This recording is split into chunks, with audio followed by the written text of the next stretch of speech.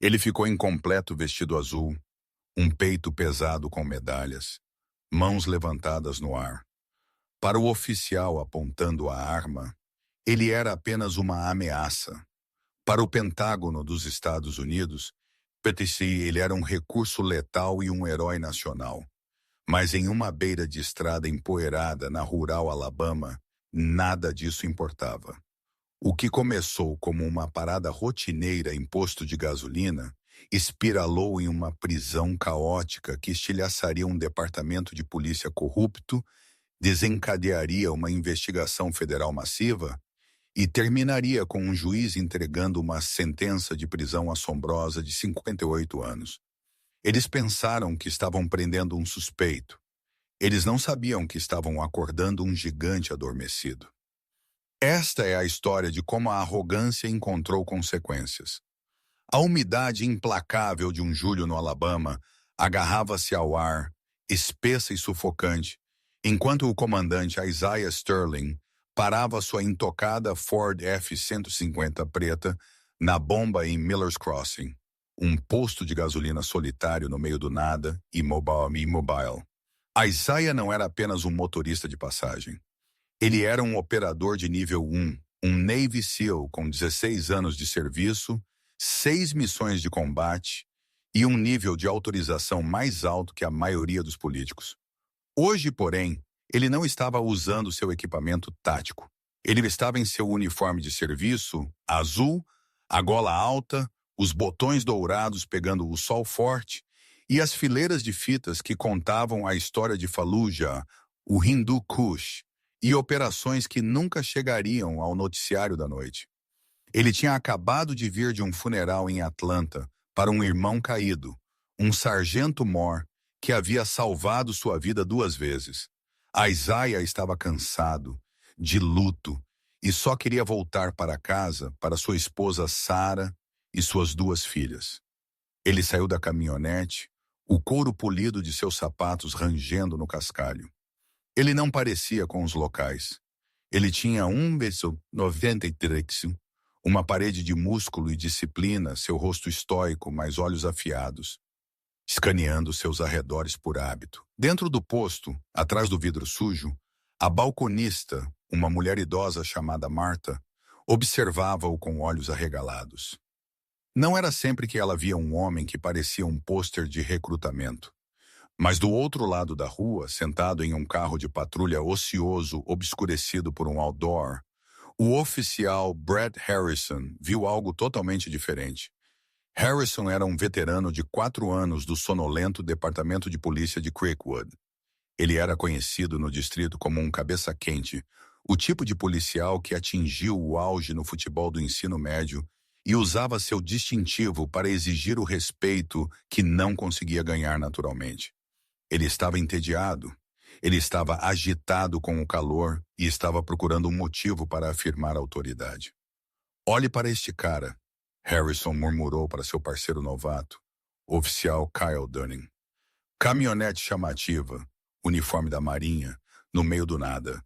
"Ele provavelmente está apenas pegando gasolina, Brett", Dunning disse, movendo-se desconfortavelmente.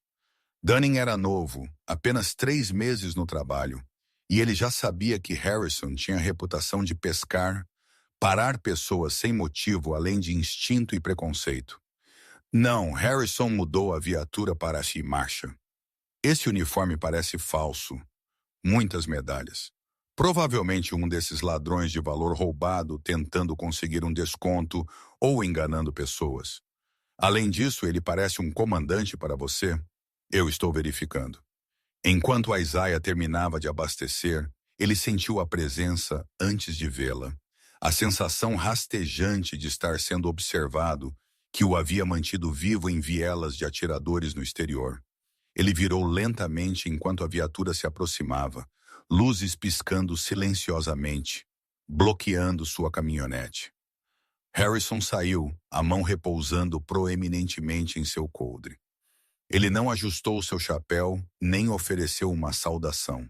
Ele apenas mascava seu chiclete agressivamente, seus óculos de sol escondendo seus olhos. "Afaste-se do veículo!" Harrison latiu, sua voz rachando com intensidade artificial. Isaiah parou, o bico de combustível ainda em sua mão. Ele o colocou de volta na bomba calmamente. Há algum problema, oficial? Eu disse afaste-se do veículo. Harrison gritou, desprendendo a alça de segurança de seu coldre. E mantenha suas mãos onde eu possa vê-las. Isaiah respirou fundo. Ele havia enfrentado os senhores da guerra talibãs com mais graça diplomática do que isso. Ele moveu-se lentamente, deliberadamente, mantendo suas mãos abertas e visíveis. Minhas mãos estão visíveis, oficial. Eu sou o comandante Sterling, Marinha dos Estados Unidos. Estou apenas reabastecendo para ir para casa. Harrison zombou, encurtando a distância, invadindo o espaço pessoal de Isaiah. O cheiro de café velho e agressão irradiava do policial. Comandante, hein? Você espera que eu acredite nisso? Você parece que comprou essa fantasia em uma loja Spirit Halloween. Onde você roubou a caminhonete? A caminhonete está registrada em meu nome, Isaiah disse, sua voz um rosnado baixo e controlado. Minha identidade militar está no meu bolso da frente. Se você me deixar pegá-la, não se mova. Harrison sacou sua arma, apontando-a para o peito de Isaiah. Dentro do posto de gasolina, Martha engasgou e deixou cair o telefone. Fora, alguns outros viajantes congelaram. Um adolescente e um garoto chamado Léo, sentado no capô de seu carro enquanto seus pais estavam dentro, discretamente pegou seu smartphone e apertou gravar. Oficial, Isaiah disse, seus olhos fixando-se no cano da arma. Ele não recuou. Você está apontando uma arma carregada para um oficial comissionado da Marinha dos Estados Unidos. Você precisa baixar sua arma e desescalar esta situação imediatamente. Cale a boca! Harrison gritou, seu rosto ficando vermelho. Ele se sentia pequeno ao lado da estatura imponente de Sterling, e essa insegurança alimentou sua raiva.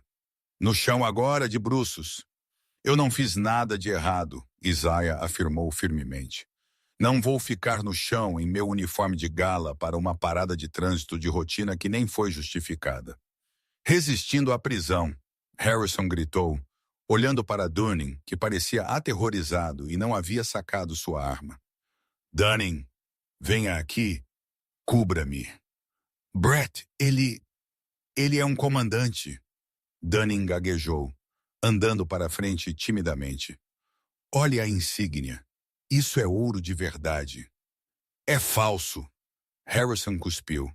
Ele guardou sua arma e pegou seu taser. Último aviso, durão. No chão ou eu te acendo. Isaiah olhou para o taser, então para Harrison. Ele calculou a distância. Ele poderia ter desarmado Harrison, quebrado seu pulso e incapacitado Dunning em menos de 3 segundos. Teria sido memória muscular. Mas Isaiah sabia que a guerra que ele estava lutando agora não era física. Era legal. Se ele revidasse, ele morreria ou iria para a prisão. Se ele obedecesse, ele entregaria sua dignidade, mas manteria sua vida e sua vantagem. Eu estou obedecendo sob coação. Isaiah disse em voz alta para o benefício da câmera que ele avistou o adolescente segurando. Estou me abaixando para o chão. Lentamente, dolorosamente, Isaiah ajoelhou-se no concreto sujo e manchado de óleo. O cascalho mordeu suas calças impecáveis. Ele colocou as mãos atrás da cabeça. Harrison avançou, ajoelhando Isaiah nas costas com força desnecessária, tirando o fôlego de seus pulmões. Ele agarrou os pulsos de Isaiah e os forçou para trás, colocando as algemas apertadas, demais apertadas. Peguei você, agora pedaço de lixo de valor roubado. Harrison sussurrou em seu ouvido. Isaiah fechou os olhos, a humilhação queimando mais forte que o sol. Você não tem ideia, ele pensou. Você não tem absolutamente nenhuma ideia do que você acabou de começar. A parte de trás do carro de patrulha cheirava a vômito e ambientador de pinho. Isaiah sentou-se desajeitadamente, seu corpo grande apertado contra o divisor de plástico, suas mãos perdendo a circulação nas algemas atrás de suas costas. Harrison dirigia com uma energia maníaca, desviando ligeiramente enquanto acelerava em direção ao distrito. Ele estava no rádio, gabando-se para o despachante. Sim, peguei um grande, impersonando um oficial militar, resistindo à prisão, suspeito de roubo de carro. Ele é grande, mas caiu como um saco de batatas. Isaiah olhou pela janela para os pinheiros passando. Ele começou a catalogar tudo. Hora da prisão, 14h35. Nome do oficial, B. Harrison. Número do distintivo, 402. Causa provável, nenhuma articulada. Uso de força excessivo. Você está quieto aí atrás agora, hein? Harrison zombou, olhando no espelho retrovisor. Onde está toda aquela conversa de comandante agora? Eu tenho o direito de fazer um telefonema, Isaiah disse calmamente. Você fará sua ligação quando eu disser para você fazer sua ligação. Temos que processá-lo primeiro. Temos que ver se você tem mandados. Aposto que sua ficha é de 1 quilômetro de comprimento. Eles chegaram à delegacia de polícia de Creekwood, um pequeno prédio de tijolos que já havia visto dias melhores. Harrison puxou Isaiah para fora do carro, desfilando-o pelas portas da frente. O sargento de mesa, um homem mais velho chamado Sargento Miller, olhou por cima de seus óculos. Sua mandíbula caiu quando ele viu o uniforme. Harrison, Miller disse lentamente. O que diabos é isso? Valor roubado, sargento. Harrison sorriu. Peguei ele em Miller's Crossing. Uniforme falso, caminhonete chique, resistiu à prisão. Miller apertou os olhos para Isaiah. Ele havia servido nos fuzileiros navais no final dos anos 80. Ele sabia como identificar um uniforme falso. Ele olhou para o suporte de fitas, a estrela de prata, a estrela de bronze com dispositivo V, o coração roxo, o tridente. Tudo estava espaçado ao milímetro. A alfaiataria era sob medida. Harrison. Miller levantou-se, um nó frio formando-se em seu estômago. Você verificou a identidade dele? Ainda não. Ele continuava tentando alcançá-la. Então eu o derrubei. Verifique agora. Harrison revirou os olhos e enfiou a mão no bolso de Isaiah, tirando uma carteira de couro preta fina. Ele a abriu. Ele puxou o cartão de acesso comum, Keki. Ele olhou para ele. Ele olhou mais de perto. Ele o virou. O quarto ficou em silêncio. O zumbido do ar-condicionado soava como um motor a jato. Isso parece real, Harrison murmurou, a cor esvaindo-se de seu rosto. Me dê isso. Miller pegou a identidade. Ele a passou pelo leitor em sua mesa. O sistema a atrasou por 1 segundo, então preencheu a tela. Nível de acesso ultra secreto, SEI patente 05 comandante. Status naval de guerra especial em serviço ativo. Miller olhou para a tela. Então para Isaiah, então para Harrison. Harrison, tire as algemas agora mesmo. Mas, sargento, ele resistiu. Tire-as! Miller rugiu, seu rosto ficando roxo. Harrison tateou as chaves, suas mãos tremendo.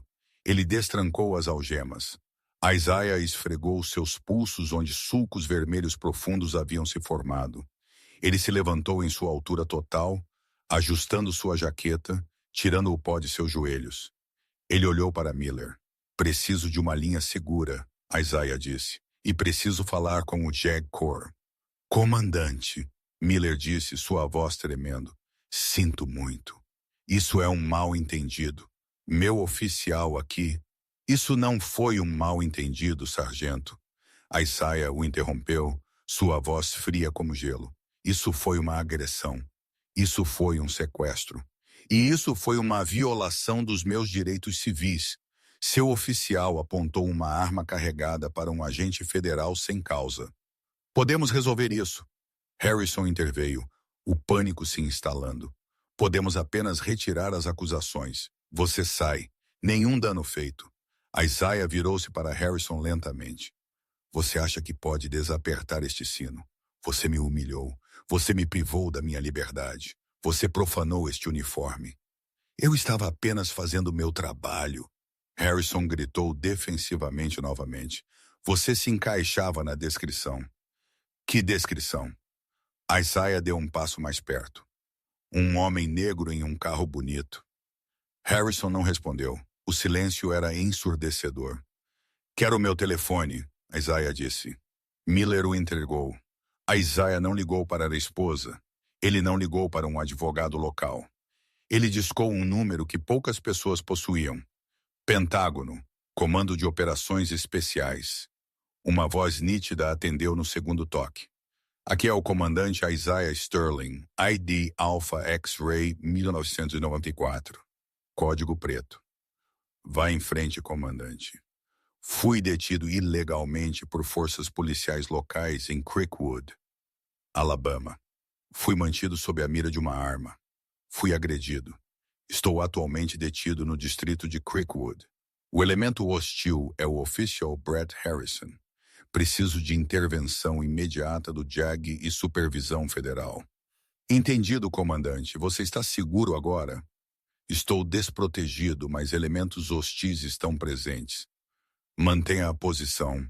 Estamos contatando o escritório de campo do FBI, mais próximo em Mobile, e o juiz advogado-geral. Não diga mais uma palavra a eles. A ajuda está chegando. Isaiah desligou. Ele olhou para Harrison, que agora suava profusamente. É melhor você rezar. Isaiah sussurrou. Porque o governo dos Estados Unidos está prestes a cair sobre sua cabeça. Mas Harrison não havia terminado de ser estúpido. O pânico faz as pessoas fazerem coisas irracionais. Ele olhou para Miller. Sargento, não podemos deixá-lo fazer essa ligação. Se ele trouxer os federais, estamos fritos. Ele já fez a ligação, seu idiota! Miller gritou. Não! Os olhos de Harrison ficaram selvagens. Nós o registramos.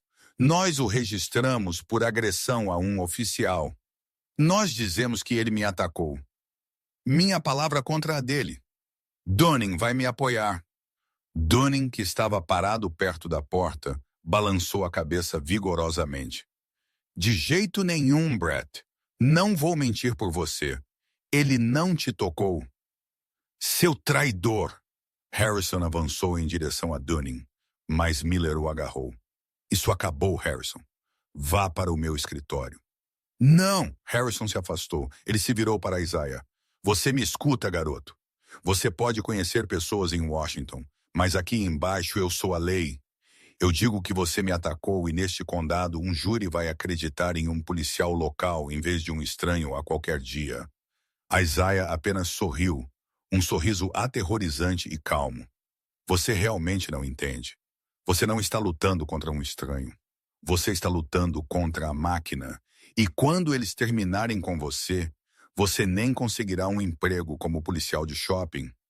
De repente, o telefone na mesa do sargento Miller tocou. Não era a linha regular. Era a linha vermelha de emergência que se conectava diretamente ao despachante estadual. Miller pegou.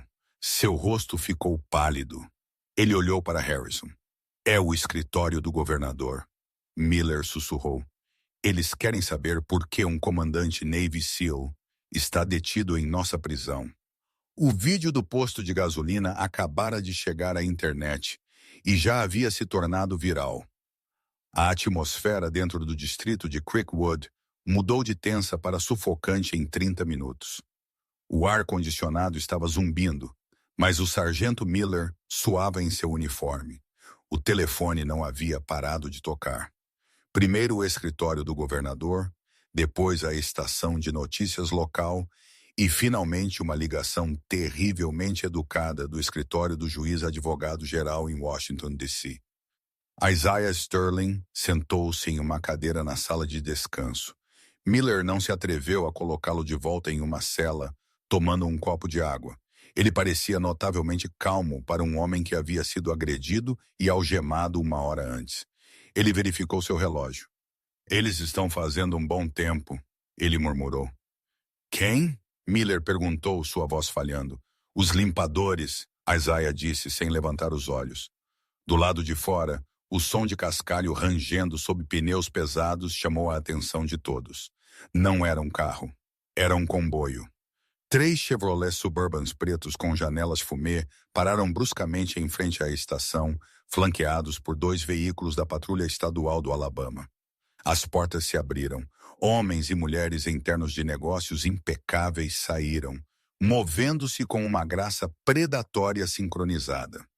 Liderando-os estava o agente especial Thomas Reynolds, do FBI, um homem conhecido no Bureau por desmantelar sindicatos do crime organizado em Chicago antes de ser transferido para o Sul.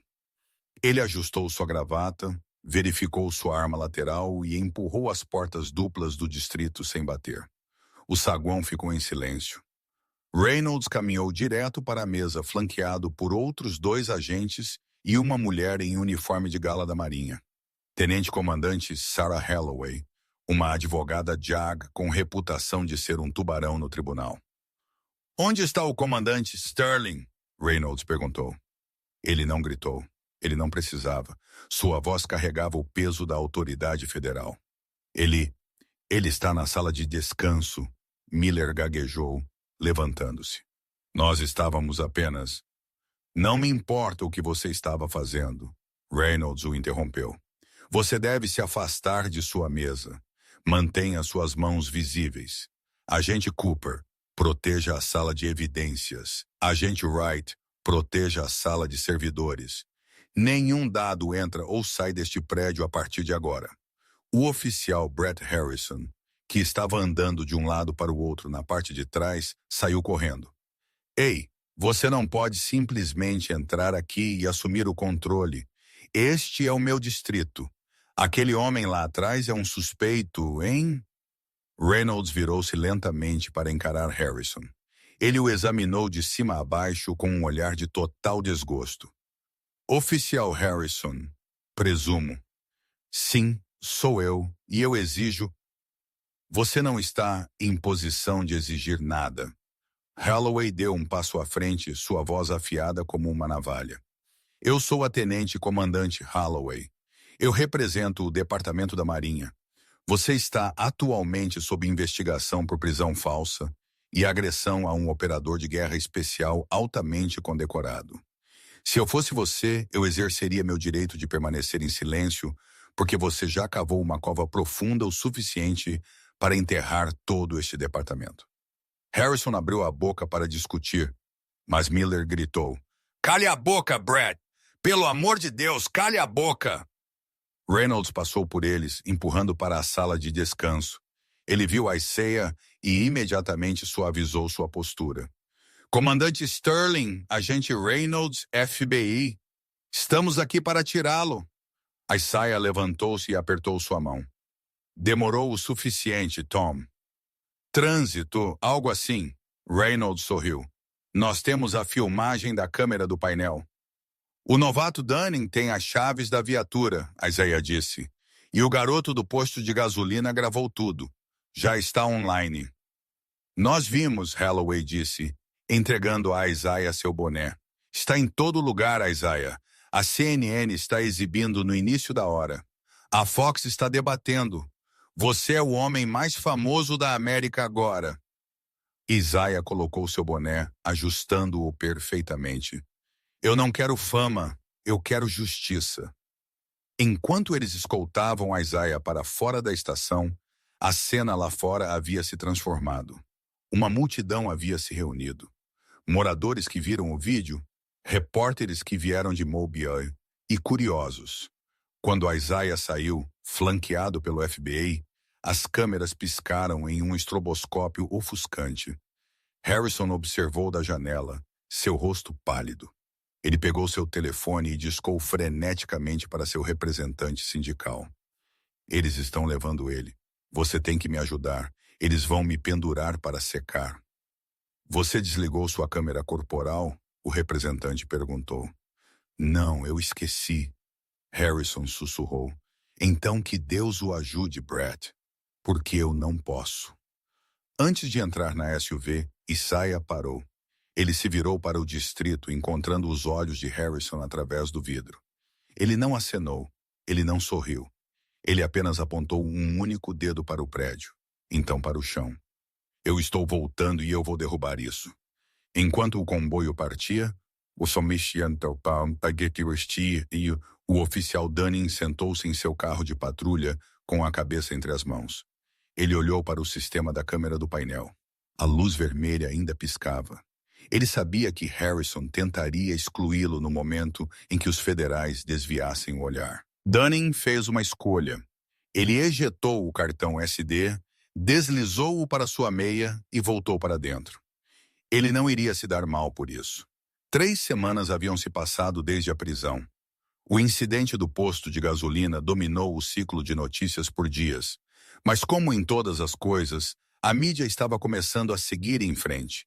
O official Harrison havia sido colocado em licença administrativa com pagamento, aguardando uma investigação interna.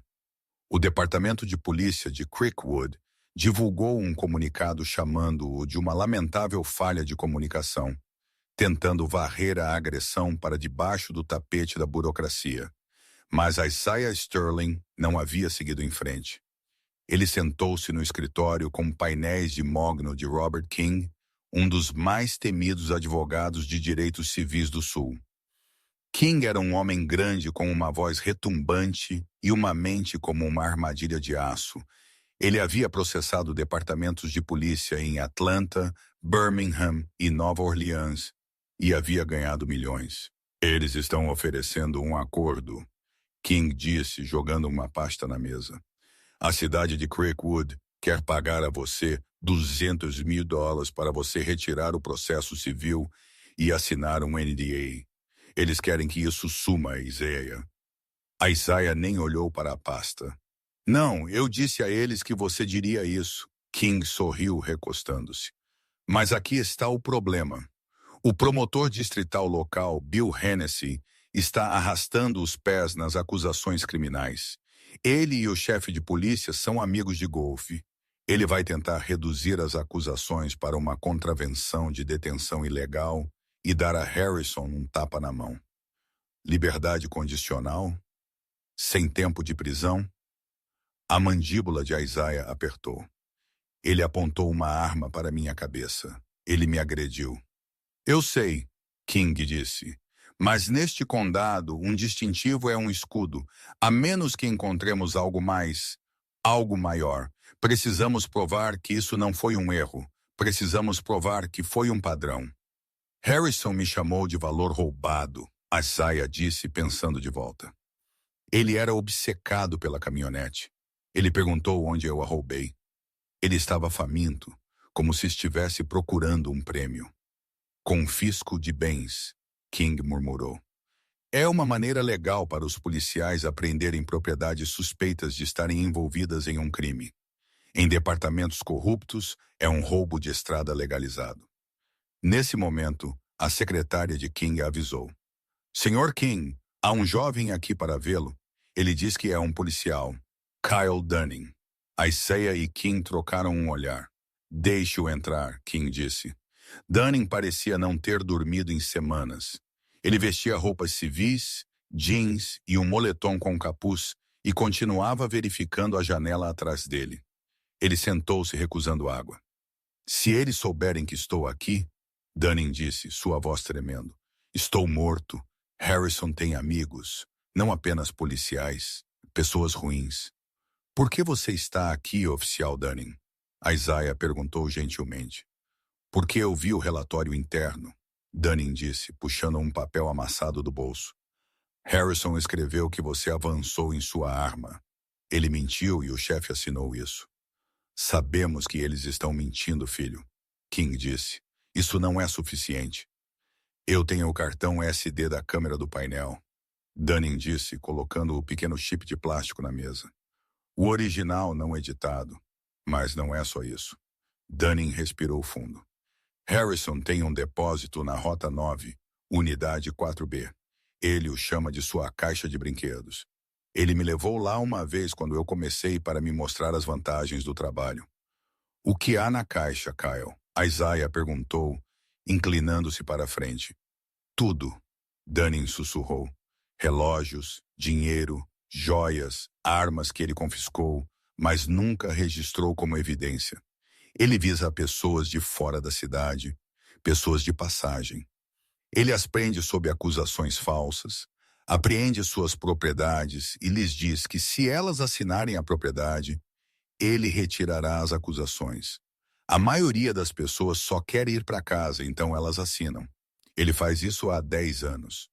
King pegou o cartão SD, seus olhos brilhando. É isso, este é o caso rico. Há mais uma coisa, Dunning disse, lágrimas brotando em seus olhos. No ano passado, havia um estudante universitário, um músico.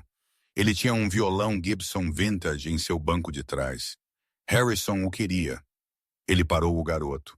O garoto discutiu. Ficou físico. O garoto acabou no hospital com uma concussão de uma queda.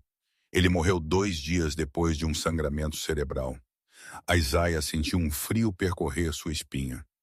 Qual era o nome do garoto? Ethan Cole, Dunning disse. Eles o consideraram um acidente, mas Harrison tem o violão. Está na unidade. Isaiah levantou-se, a raiva irradiando dele em ondas. Isso não era mais sobre ele. Não era sobre um uniforme ou um insulto. Era sobre um assassino se escondendo atrás de um distintivo. Sr. King, Isaiah disse, sua voz baixa e perigosa. Ligue para o agente Reynolds. Diga a ele para conseguir um mandado para aquele depósito. Não vamos apenas processar Harrison. Vamos enterrá-lo. King pegou o telefone. E o promotor distrital? Se Hennessy tentar protegê-lo depois disso, Isaiah disse, indo para a porta. Ele vai para a prisão também. A reviravolta havia chegado. Não era apenas brutalidade policial. Era uma quadrilha de roubo de estrada administrada pelas mesmas pessoas que juraram proteger a estrada. E eles acabavam de cometer o erro de roubar o único homem que tinha o poder de queimar seu reino até o chão. Enquanto Isaiah saía do escritório, ele pegou seu telefone e discou um número. Sarah, ele disse para sua esposa, não vou para casa esta noite. Tenho uma missão. É perigoso? Ela perguntou, acostumada a esse tom. Para mim? Não, Isaiah disse, olhando para o horizonte da cidade. Para eles, é o fim do mundo. A noite úmida do Alabama estava espessa com mosquitos e tensão. Eram 2 horas da manhã. Um drone de vigilância operado pelo FBI pairava silenciosamente a 150 metros acima do depósito Secure Itself, na Rota 9. Dentro de uma van de comando estacionada a 1 milha de distância, o agente Reynolds observava o feed térmico. O comandante Isaiah Sterling estava atrás dele, braços cruzados, seu rosto iluminado pelo brilho verde dos monitores. Ele está se movendo, Reynolds disse.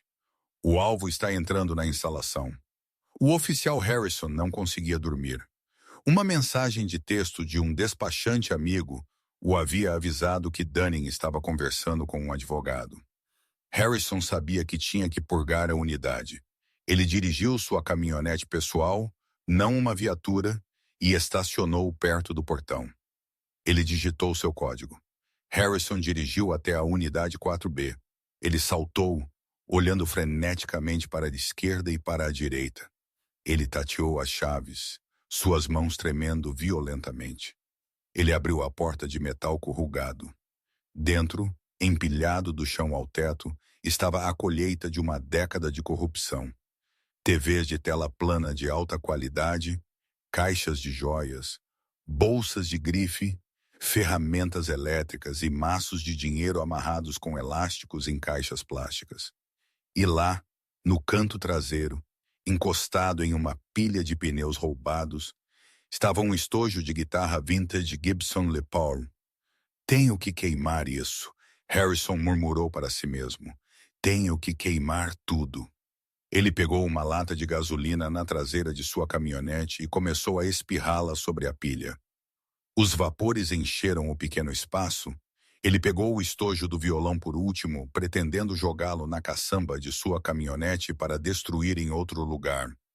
Faça isso agora, Isaiah sussurrou na van.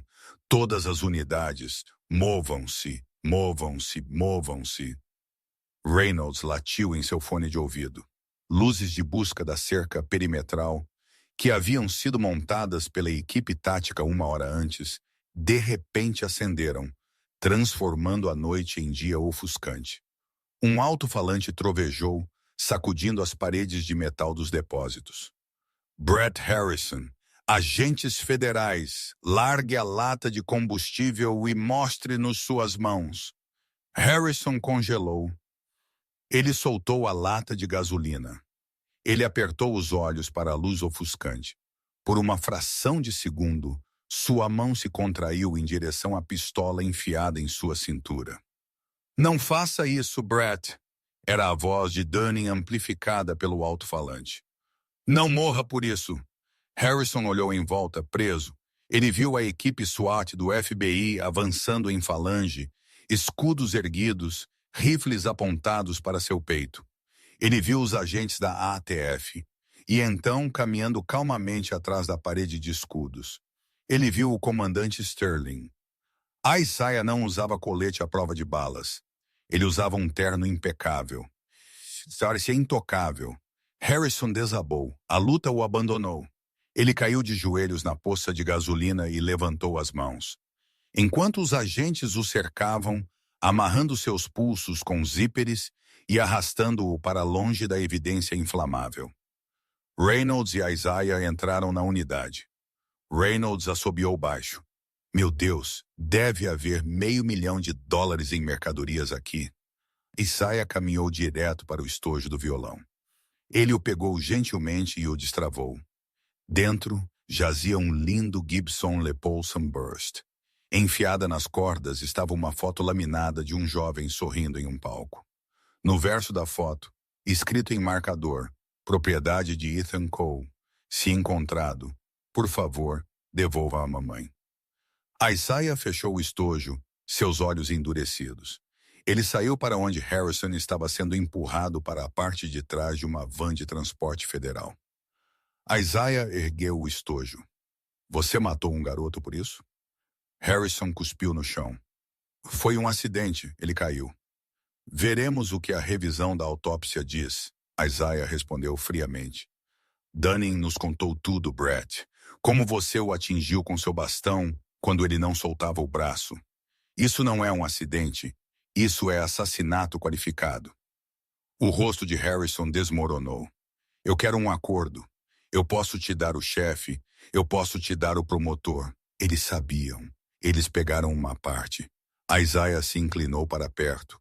Sua voz um sussurro que carregava mais peso do que um grito. Você pode cantar o quanto quiser, Harrison. Mas você não é mais o maestro desta orquestra. Você é apenas o instrumento. A prisão do oficial Brett Harrison foi o primeiro dominó em uma reação em cadeia que ameaçaria nivelar toda a estrutura de poder do condado de Creekwood. Mas a verdadeira devastação não aconteceu nas ruas. Aconteceu 6 meses depois, dentro da estéril panela de pressão com paredes de mogno do Tribunal Federal em Mobile, Alabama. O julgamento de Estados Unidos da América versus Brett Harrison havia se tornado um espetáculo nacional. O incidente do posto de gasolina tocou um nervo sensível em todo o país, provocando debates sobre o excesso de poder da polícia e o valor roubado.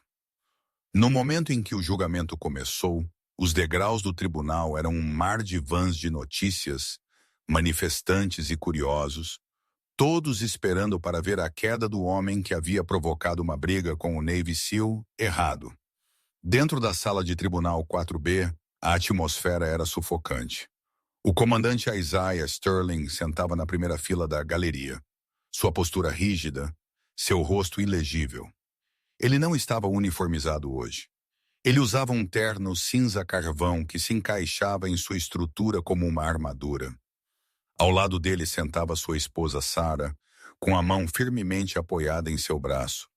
Atrás deles, segurando um pacote de lenços de papel e o estojo de violão Gibson Vintage devolvido, estavam os pais de Ethan Cole.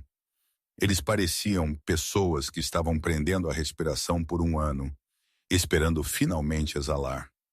Na mesa da defesa, Brett Harrison parecia um homem que já havia morrido. A transformação foi chocante. O valentão arrogante e mascador de chiclete que havia zombado de Isaiah na beira da estrada havia desaparecido. Em seu lugar estava um invólucro. Harrison havia perdido 18 quilos.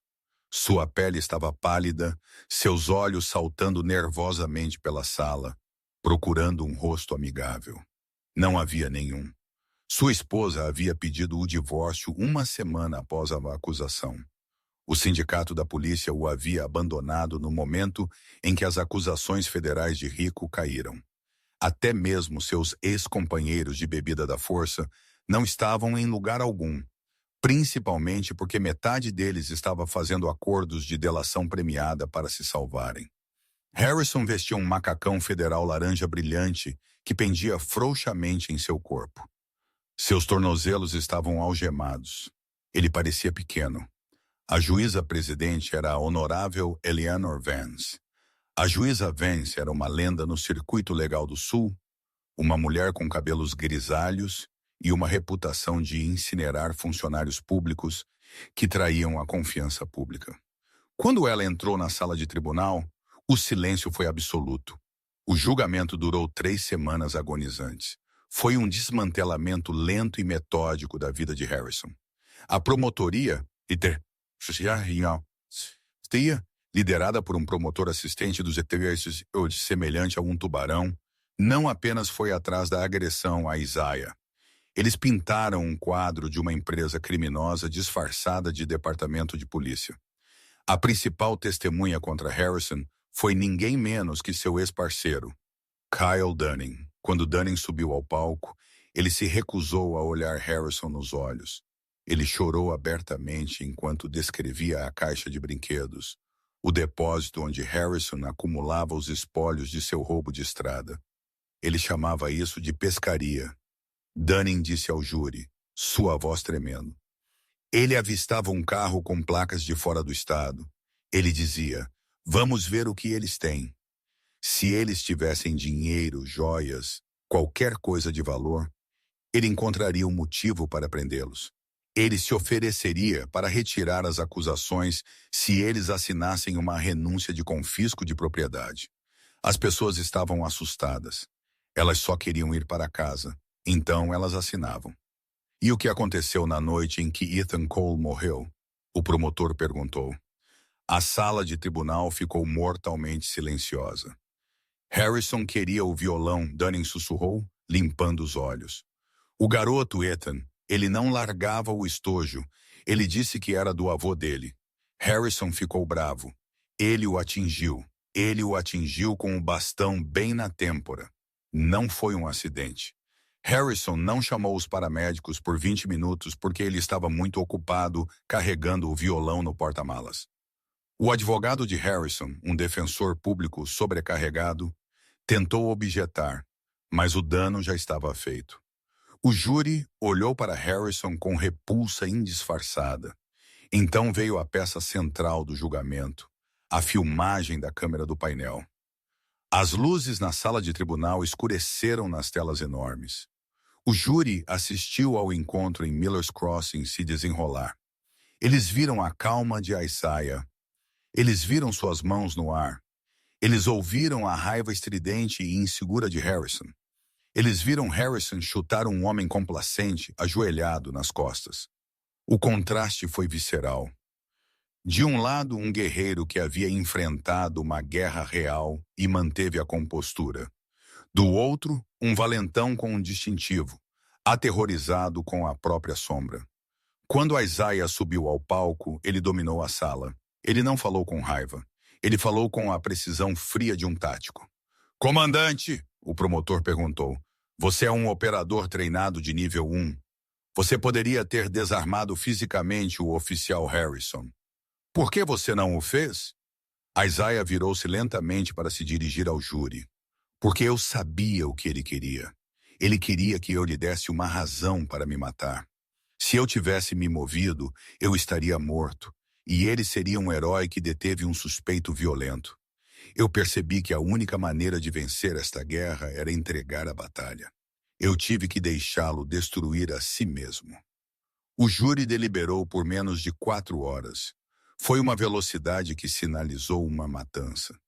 Quando o presidente do júri se levantou, Harrison fechou os olhos. Nós, o júri, consideramos o réu, Brett Harrison, culpado na contagem 1, privação de direitos sob cor de lei. Culpado na contagem 2, extorsão. Culpado na contagem 3, sequestro. Culpado na contagem 4, assassinato de segundo grau. Culpado soou 9 vezes, uma pontuação perfeita. A audiência de sentença foi marcada para um mês depois. Quando o dia chegou, Harrison teve a chance de falar. Ele se levantou, tremendo violentamente, lágrimas escorrendo pelo rosto. Sua honra! Harrison soluçou, sua voz falhando. Eu só queria ser um bom policial. Eu me perdi. O trabalho, ele te endurece. Eu não queria que o menino morresse. Sinto muito. Por favor, eu tenho um filho. Não tire minha vida. A juíza Vance baixou seus óculos de leitura.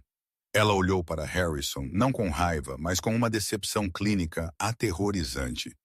Sr. Harrison, ela começou, sua voz ecoando no teto alto. Você não se perdeu. Você construiu um mapa para o inferno e o seguiu alegremente. Você pegou o distintivo, um símbolo de segurança para os vulneráveis, e o transformou em uma arma de ganância e terror. Você caçou viajantes inocentes como se fossem presas. Ela embaralhou os papéis em seu banco.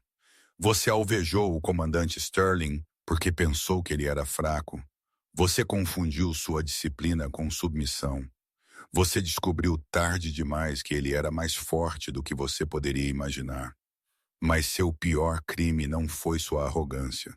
Foi o roubo de uma vida. Você matou Ethan Cole por um pedaço de madeira e 6 cordas.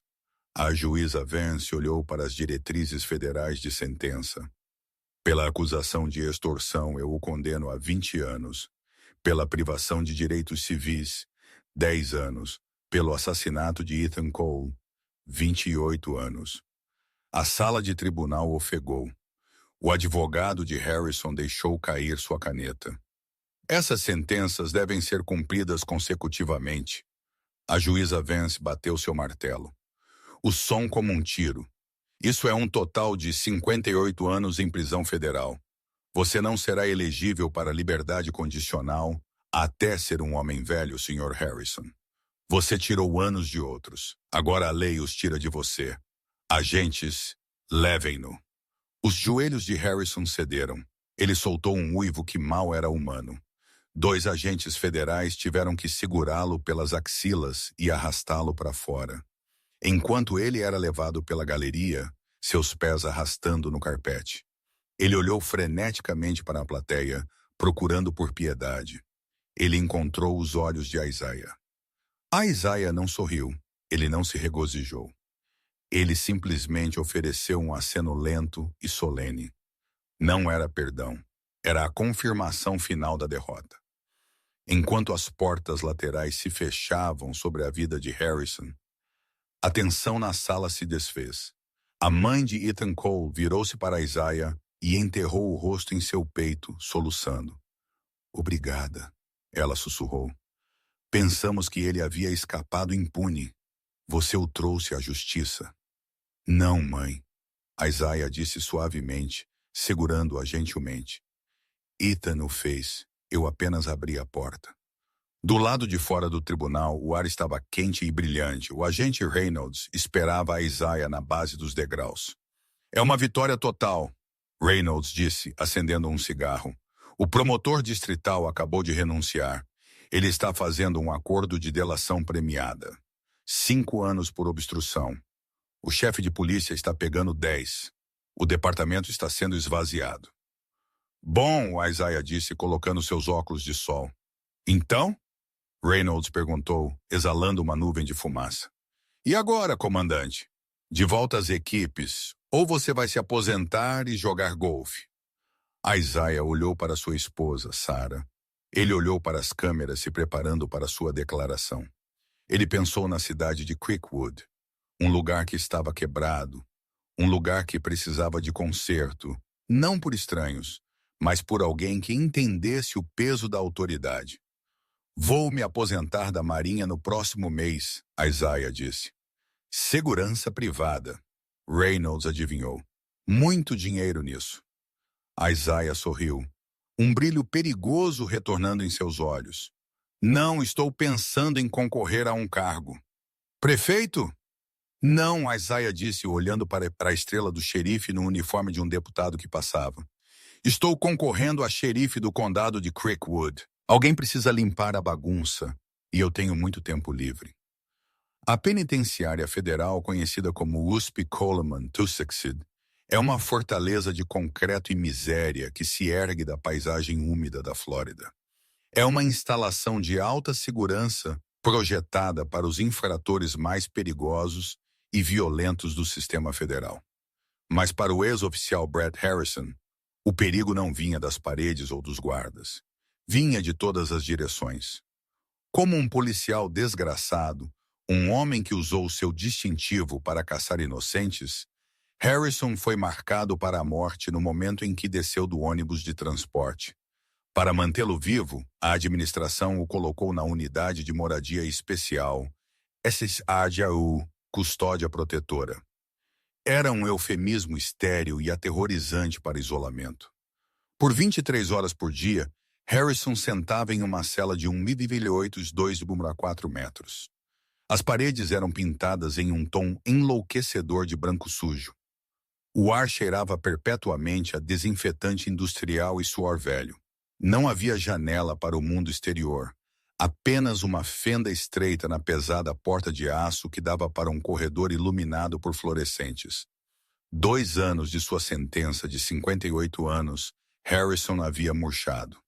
O valentão arrogante e mascador de chiclete que havia aterrorizado os motoristas na Rota 9 havia desaparecido. Em seu lugar estava o detento 99402, um fantasma magro e de olhos vazios de um homem. Ele havia perdido 22 quilos. Sua pele estava pálida pela falta de luz solar, e seu cabelo antes espesso estava rareando rapidamente, caindo em tufos devido ao estresse e desnutrição. Ele passava seus dias olhando para o teto, revivendo o momento em que decidiu parar a caminhonete preta. Ele o revivia 1000 vezes, gritando silenciosamente para sua memória, implorando para seu eu passado apenas ir embora.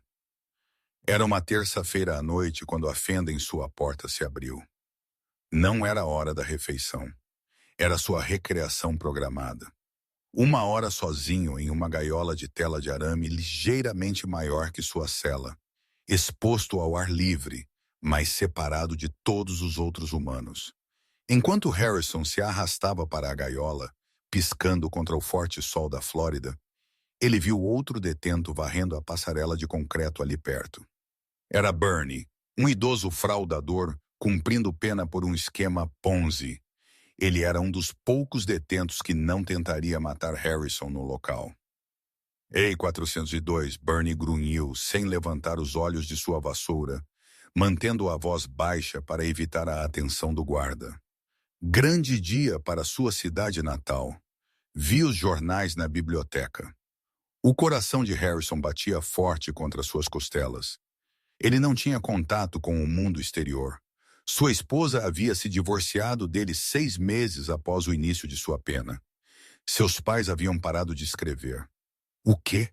O que aconteceu? Harrison rouquejou, sua voz arranhada pelo desuso. Bernie verificou a torre de guarda, então deslizou uma seção dobrada e amassada do registro da imprensa de Mobile por baixo da cerca de tela de arame. Você pode querer sentar para esta, garoto. Harrison pegou o papel com as mãos trêmulas. Ele o desdobrou, o papel de jornal amassando no silêncio. A manchete era em negrito, preta, e gritava uma verdade que parecia um soco físico no estômago. Vitória esmagadora. Sterling eleito xerife do condado de Creekwood. A respiração de Harrison falhou. Ele olhou para a fotografia colorida sob a manchete. Era o comandante Isaiah Sterling. Mas ele não estava vestindo seus azuis de gala da marinha. Ele estava parado nos degraus do tribunal do condado, com a mão levantada, prestando o juramento de posse. Ele usava o uniforme bege e marrom do alto xerife, uma estrela dourada presa em seu peito, uma estrela que brilhava com autoridade genuína, ao contrário do escudo de lata que Harrison havia manchado. Os olhos de Harrison examinaram freneticamente o artigo, desesperados para encontrar alguma falha, algum escândalo. Não havia nenhum. Em um comparecimento recorde, os eleitores do condado de Creekwood elegeram de forma esmagadora o Navy SEAL aposentado Isaiah Sterling como seu novo xerife. Concorrendo em uma plataforma de transparência e reforma, Sterling derrotou o titular interino por uma margem de 40 pontos. Estamos fechando o livro sobre a era da corrupção, Sterling anunciou em seu discurso de vitória. Estamos devolvendo o distintivo ao povo. Harrison continuou lendo, seu estômago revirando de náusea. O artigo detalhava os primeiros atos de Sterling como xerife eleito. Ele havia demitido os deputados restantes leais ao antigo regime. Ele havia promovido Kyle Dunning, o novato que havia testemunhado contra Harrison. Dunning, o traidor, agora era o segundo em comando, elogiado no artigo como um denunciante com integridade. Mas o golpe final estava no último parágrafo. O xerife Sterling também anunciou que o depósito de apreensão na Rota 9, anteriormente usado para abrigar bens roubados por oficiais corruptos, foi totalmente liquidado. Os lucros foram usados para reembolsar as vítimas. O próprio prédio foi esvaziado e reformado. No próximo mês, ele reabrirá como o Centro Comunitário de Música Ethan Cole, uma escola gratuita para jovens carentes, nomeada em homenagem ao jovem músico cuja morte desencadeou a investigação federal. Harrison deixou cair o papel. Ele flutuou para o chão de concreto da gaiola. Ele caiu de joelhos, segurando a cerca de arame até seus nós dos dedos ficarem brancos. O depósito, sua caixa de brinquedos, seu reino, o lugar onde ele se sentia como um deus, decidindo quem mantinha sua propriedade e quem não, havia desaparecido. Estava sendo transformado em um santuário para o menino que ele havia matado. O mundo não estava apenas punindo-o, estava apagando-o. Seu legado de medo havia sido coberto, substituído por música e justiça. Ele soltou um soluço baixo e gutural, apoiando a testa no metal frio da cerca. Ele estava enterrado vivo, e o homem que ele havia tentado destruir era quem segurava a pá. 500 milhas ao norte, o sol estava se pondo sobre Creekwood, Alabama. A umidade havia desaparecido, deixando o ar da noite fresco e limpo, como se a própria cidade tivesse sido lavada de seus pecados. O xerife Isaiah Sterling estava no pódio fora do distrito recém-reformado. A velha rede de amigos que havia estrangulado este condado por décadas estava morta. O promotor distrital corrupto estava cumprindo 5 anos. O ex-chefe estava em situação de miséria. A podridão havia sido cortada. Isaiah olhou para a multidão. Era um mar de rostos, negros, brancos, ricos, pobres. Pela primeira vez na história da cidade, eles não estavam olhando para a polícia com medo. Eles estavam olhando com esperança. Na primeira fila estavam Sarah, sua esposa, segurando as mãos de suas 2 filhas. Ao lado deles estavam os pais de Ethan Cole, lágrimas escorrendo por seus rostos, segurando o violão Gibson Vintage que Isaiah havia devolvido a eles. Isaiah aproximou-se do microfone. Os aplausos diminuíram para um silêncio reverente. 2 anos atrás. A voz de Isaiah ecoou profunda e ressonante. Fui mandado para o chão aqui mesmo nesta cidade. Fui dito que eu não pertencia. Fui dito que o poder lhe dá o direito de tomar o que não é seu. Ele fez uma pausa, seus olhos examinando a multidão, encontrando os olhos do jovem Léo, o adolescente que havia filmado a prisão, que agora estava estagiando no jornal local. Mas eu aprendi há muito tempo, na Marinha, que o poder é um fardo, não um prêmio. Isaiah continuou. O distintivo não é um escudo para se esconder. É um peso que você carrega para os outros. Hoje, não apenas vestimos novos uniformes, vestimos uma promessa. Se você é um oficial que pensa que esta estrela faz de você um rei, entregue-a hoje. Porque se você ficar e quebrar a confiança pública, eu não apenas o demitirei, eu irei atrás de você. O aplauso que irrompeu foi ensurdecedor, ecoando nos edifícios de tijolos, um som de libertação. Mais tarde naquela noite, depois que as multidões se dispersaram e a festividade foi retirada, Isaiah dirigiu sua caminhonete pessoal, a mesma Ford F-150 preta, até a beira da cidade. Ele parou em Miller's Crossing. Martha ainda estava lá atrás do balcão limpando o vidro. Ela sorriu calorosamente quando o viu. Noite, xerife, ela chamou. O café está fresco. Noite, Martha. Isaiah sorriu, jogando uma nota de 5 € na jarra de gorjetas. Fique com o troco. Ele saiu e parou na bomba número 4, o local. O exato quadrado de concreto onde ele havia sido forçado a se ajoelhar, humilhado e algemado. A mancha de óleo havia desaparecido, esfregada pelo tempo e pela chuva. Os fantasmas haviam desaparecido. Ele respirou fundo o ar com cheiro de pinho. Ele pegou seu telefone e discou um número que ele havia salvo para este momento específico. Wasp Coleman, escritório do diretor. Uma voz atendeu. Aqui é o xerife Sterling do condado de Creekwood. Isaiah disse, sua voz calma e firme. Xerife Sterling. O tom do diretor mudou para respeito imediato. Parabéns pela eleição. O que posso fazer por você? Estou ligando sobre o detento 99412, Brett Harrison. Tenho o arquivo dele aqui, xerife. Ele está lutando. Ele fez outro pedido esta manhã para uma transferência para uma unidade de segurança mais baixa. Ele afirma que o isolamento da SRAU está causando-lhe sofrimento psicológico. Ele diz que não consegue lidar com o silêncio. Isaiah olhou para o horizonte onde o sol pintava o céu do Alabama em roxos e dourados machucados. Ele pensou no silêncio do túmulo onde Ethan Cole jazia. Ele pensou no silêncio que sua esposa havia suportado esperando sua ligação. Negue o pedido, diretor, Isaiah disse suavemente. Senhor, ele fica na caixa, Isaiah disse, sua voz dura como aço. Ele queria ser a lei. Agora ele pode viver com as consequências disso. Diga a ele que o xerife manda lembranças. Entendido, xerife. Pedido negado. Isaiah desligou o telefone. Ele o deslizou para o bolso, subiu em sua caminhonete e ligou o motor. O ronco do V8 era um som reconfortante. Ele engatou a caminhonete e saiu para a estrada, dirigindo em direção às luzes da cidade que ele agora protegia. O longo pesadelo de Creekwood finalmente havia terminado. A justiça não havia apenas sido servida, havia sido finalizada.